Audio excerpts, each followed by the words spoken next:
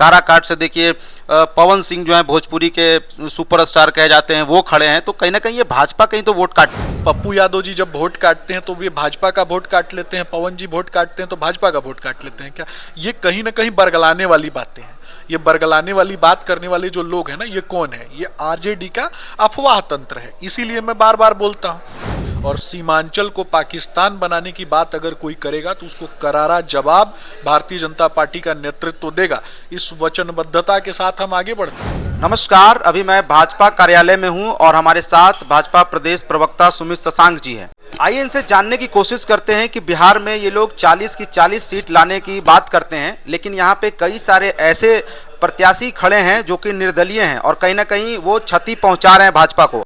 देखिए, कोई भारतीय जनता पार्टी की जो वोट बैंक है वो उसको नहीं काट सकता है, क्योंकि भारतीय जनता पार्टी के साथ गरीब खड़े हैं, भारतीय जनता पार्टी के साथ मध्यम तबका खड़ा है। भारतीय जनता पार्टी कुछ तो वोट लिया जाएगा सर, मतलब जैसे जो खड़े होंगे कुछ तो वोट लेंगे, तो कुछ तो कटेगा वोट।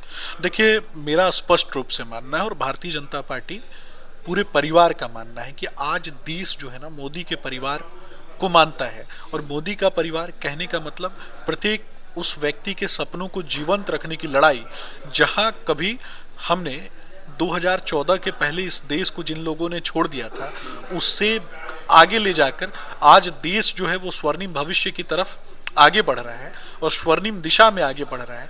आज पूरे विश्व में भारत का डंका बज रहा है। पूरे विश्व में आप देखेंगे कि भारत वसुधैव कुटुंबकम की नीति पर आगे बढ़ता हुआ किस प्रकार से कार्य कर रहा है। जब नरेंद्र मोदी जी दुनिया के किसी भी कोने में जाते हैं, किस प्रकार से भारत के प्रधानमंत्री नरेंद्र मोदी जी का स्वागत होता है। पूरे विश्व में भारत की बात जो है वो किस प्रकार से रखी जाती है और भारत की बात किस प्रकार से सुनी जाती है। तो ये शक्ति भारत के प्रधानमंत्री में कहाँ से आती है? ये शक्ति कहीं ना कहीं वो समाज के अंतिम पायदान पर बैठे हुए व्यक्ति के वोट के कारण है।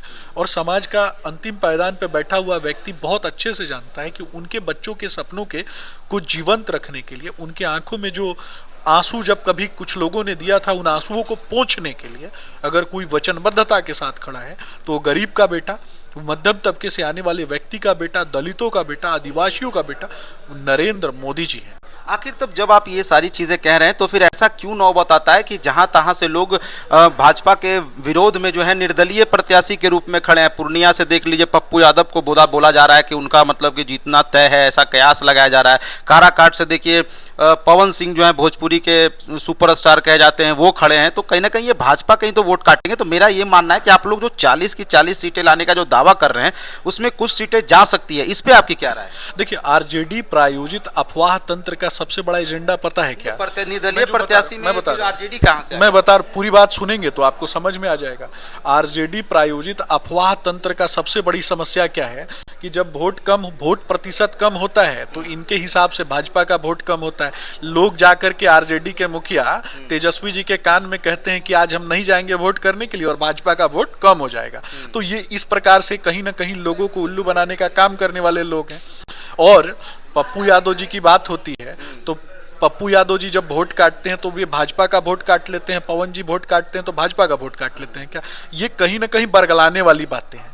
ये बरगलाने वाली बात करने वाले जो लोग हैं ना, ये कौन है? ये आरजेडी का अफवाह तंत्र है। इसीलिए मैं बार बार बोलता हूँ, पप्पू यादव गर्दन में सीएए का तख्ती टांग के घूमते थे तो उस समय उनको जवाब देना चाहिए ना कि किस रोहिंग्या के गोद में बैठ के खेलने के लिए तख्ती टांग के घूमते थे।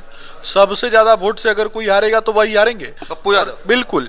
और सीमांचल को पाकिस्तान नहीं बनने देंगे, ये वादा है भारतीय जनता पार्टी का। और सीमांचल को पाकिस्तान बनाने की बात अगर कोई करेगा तो उसको करारा जवाब भारतीय जनता पार्टी का नेतृत्व देगा।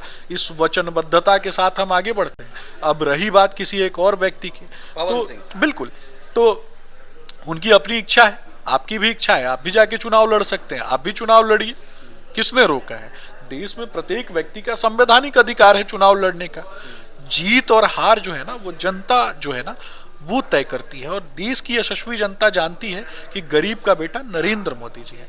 गरीब के बेटे कहीं ना कहीं उनके उन्नति, उत्थान, तरक्की और उनके स्वाभिमान की रक्षा करने वाला अगर कोई व्यक्ति है ना तो वो नरेंद्र मोदी जी हैं। ये थे हमारे साथ सुमित शशांक जी, जिन्होंने सभी सवालों का बखूबी जवाब दिया और अभी तक ये अड़े हुए हैं कि बिहार में 40 की 40 सीटें हैं भाजपा की आ रही है और देश में 400 पार का नारा जो इनका है वो भी आ रहा है। बाकी आप लोग क्या सोचते हैं कमेंट सेक्शन में जरूर लिखिएगा। मिलता हूं एक नई वीडियो में, धन्यवाद।